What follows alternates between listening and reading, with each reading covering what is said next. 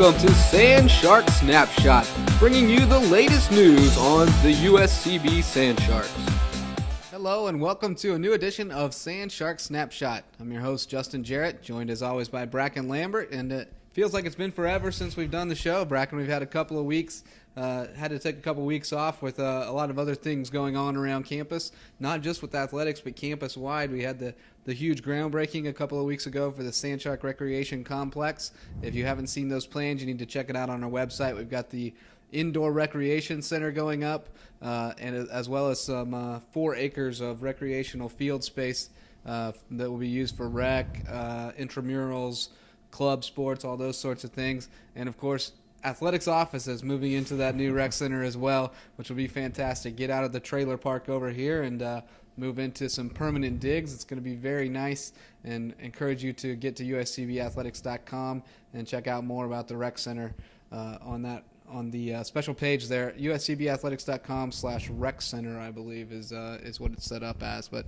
you can find it in the navigation as well. On that same day, we had President Pastides on campus to celebrate that event and also to cheer on the USCB soccer team. Women's soccer hosting a playoff game for the first time in school history, and the turnout was amazing. Sand Shark Nation, you did not disappoint. Over 360 fans turned out. A Navy tidal wave to flood Finland. Unfortunately, we found out bees can't swim, but they can fly above the water, because they took us out 4-0, ended what was a fantastic season for USCB. Finished up at 9-1, so a non-losing season, not exactly a winning season, but finished at 500 for the first time, and against a very tough schedule. So we're very proud of that team. And then the big news of the week this week, USCB cross country. We hosted the Sun Conference Championships a couple weekends ago, and 3 USCB runners have qualified for nationals. Anthony Vecchio on the men's side, Joyce Miller and Melissa Carter on the women's side, and we'll be talking more about that as the show goes on. But Brackin, we've talked so much about Sand Shark soccer, so I kind of feel like we need to give it a proper eulogy now that the season's over. Obviously not quite the note we wanted to go out on the field with the 4-0 loss, but I think you saw with that big crowd and the excitement that team has generated this year, what the potential is for the future. Oh yeah, most definitely. Just to see the fan turnout. We had fans tailgating for a couple of games, and I think that's a big thing, is that fans are willing to come out to the Finland and spend some time out there. It's a couple of hours. It's a great feel for everything. The games are always played well. No matter who we're playing, we're always going to try and give our fans the best. Like you said, a record crowd of over 360. It was a great year for the Sand Sharks. Looked tremendous at certain times. Looked just sometimes a little bit rougher than, I don't know really how to put that, but they had a great year. It was a full year of ups and downs. Coach Ed Heberling did a great job moving players to create opportunities for the offense, and then moving players back to defend a lead. So I'm just proud of these girls to see how well they've come along. Looking forward to having a big senior class next year. I believe five or 6 seniors we'll have. But those are the original Sand Sharks coming through, 4-year varsity players. And so, 2013 Sand Shark soccer season's over, but it'll be one I always remember, because it'll be my last soccer season as a student. So, well, it was a great one, and you mentioned Coach Haberling and the job he's done. He's already out on the recruiting trail and has some really exciting prospects in the recruiting class. So he's far from finalizing that. I know he had a couple players come in late last year, so he wants to make sure that he takes a look at everybody who's interested in being here. Poppy Miller was a late signee and turned out to be a very key player in the back. There were a few others as well. So, but it was definitely an exciting season. It was great to see the school spirit that it generated. We really had some great student turnout at the games. It's difficult for the students to get out to Hardyville for baseball and softball, but I'd really love to see that carry over and see that same kind of support out there for baseball and softball in the spring. And really, we had great student support and fan support at the cross-country race as well. Really fantastic support, in fact. Fans lining the course and cheering folks on. And, again, a good showing. The men as a team struggled, finished 7th overall.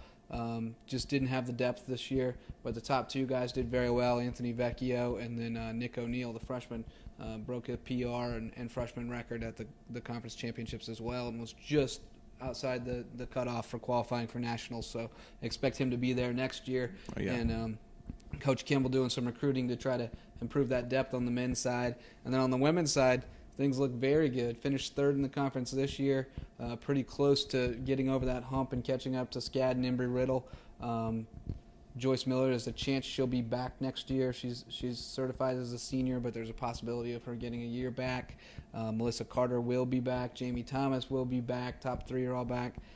Got some other girls, Malia Powers and actually Poppy Miller ran in the cross country, the conference championships as well. So some of those soccer players interested in helping out once the season's over.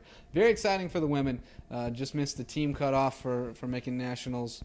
Weren't that close, but are getting closer. And, of course, 2 individuals going, and we'll talk to Coach Kimball in a little bit about their prospects as they head out to Lawrence, Kansas in a few days on Saturday. So an exciting season of USCB Athletics starting to come to a close here for the fall campaign and already starting to look ahead to spring. But first, we'll talk more about USCB cross country in just a moment on Sand Shark Snapshot.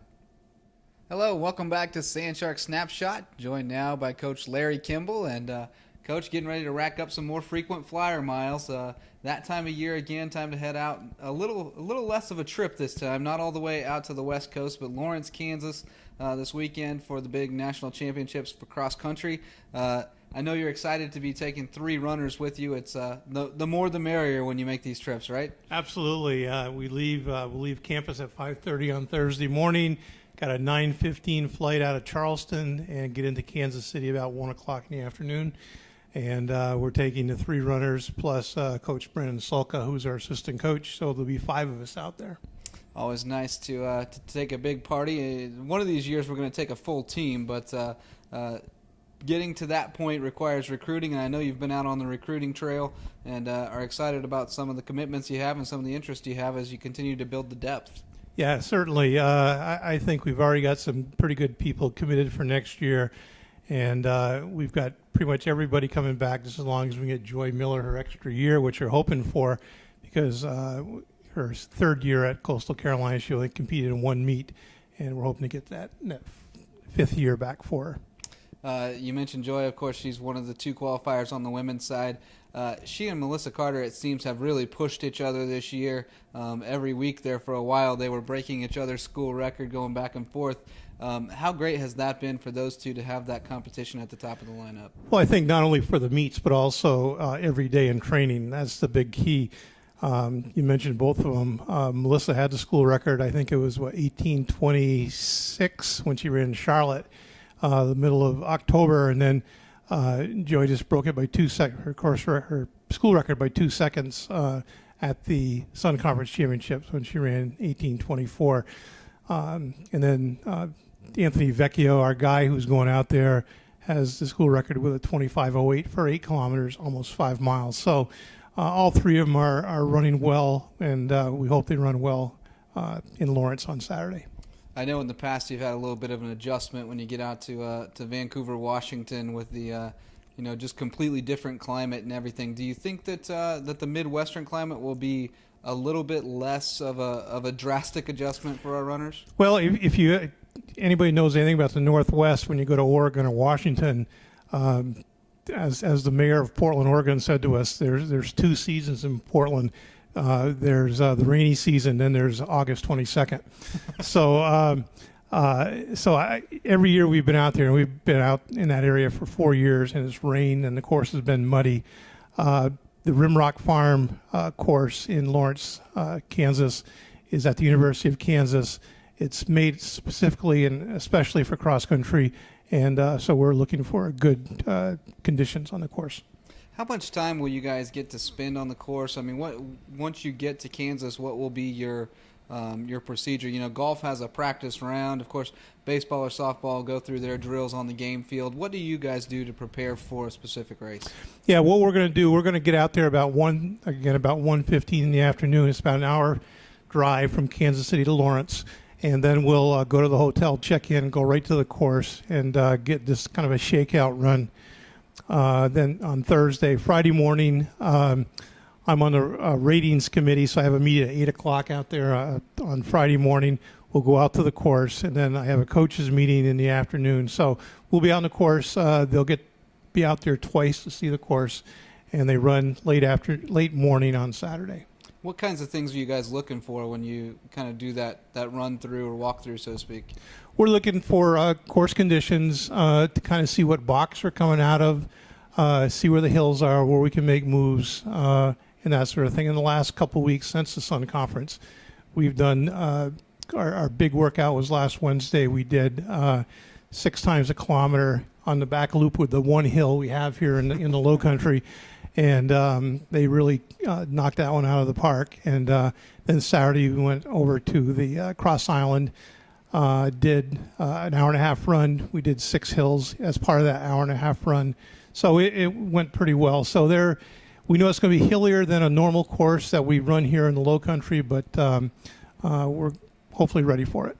Hilton Head Mountain over there on the Cross Island Parkway. That's right. Closest That's right. we have. Yeah. Well, we know with your runners, they'll always be well prepared and always have the right training regimen in place. So we look forward to seeing some school records, personal bests, and all that stuff on Saturday in Lawrence. Yeah, what we're hoping to do is we've never had anybody who's been in the top 150, and we've taken, I think, about 20 some odd kids to the Nationals. So with Melissa Carter and also with Anthony Vecchio running about 30 seconds faster this year than they did last year, and Joy Miller being from Ireland, running Irish National Championships, running European Championships. So they've all been accustomed to the big meet conditions. Yeah, that gives you kind of an idea of the scope of the race. We've never had someone in the top 150, and we saw what it was like with a couple hundred in the race in our Sand Shark Invitational, so it gives you just an idea of how massive this thing is in scope. Absolutely. And I think they're ready to go, and we're just going to hope for the best. All right, well, we look forward to hearing about some great results, Coach, and we congratulate you on another great season, and look forward to seeing you finish it up in great form. Okay. Thanks a lot, JD. Appreciate it. All right, that's going to do it with Coach Kimball. Thanks for joining us on Sand Shark Snapshot. Well, folks, that's going to do it for this season, the first season of Sand Shark Snapshot. We're going to take a little break. Hope you get a little downtime as well to enjoy the holidays with family. Thanksgiving coming up, followed by Christmas. New Year's, of course, going to be always a great time of year. And a time for us to catch our breath here at USCB and Sand Shark Athletics, but it won't be long. We'll be back with you after the new year to set the stage for an exciting spring season. Men's and women's golf getting back out to the course, track and field getting underway, and of course baseball and softball out in Hardyville. Very exciting time of year, and we'll tell you all about it when we return after the new year on Sand Shark Snapshot. So until then, keep those fins up. This has been Sand Shark Snapshot, a production of the University of South Carolina Beaufort Athletics Department.